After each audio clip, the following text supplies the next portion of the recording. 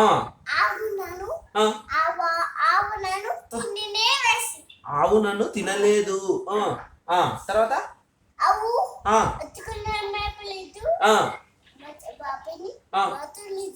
ఏమైంది? ఆవు ఎందుకు మేపలేదు అంటే చెప్పు. ఏమనింది ఆవు?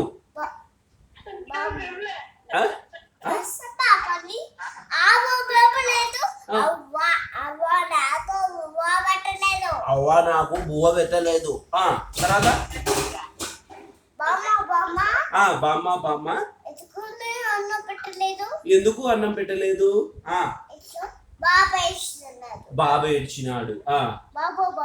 బాబు బాబు ఎందుకని ఏడ్చినావు?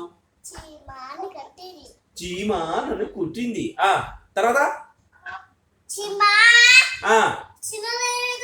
చిన్నోడిని ఎందుకు కుట్టినావు? చీమ ఎందుకు కుట్టినావు?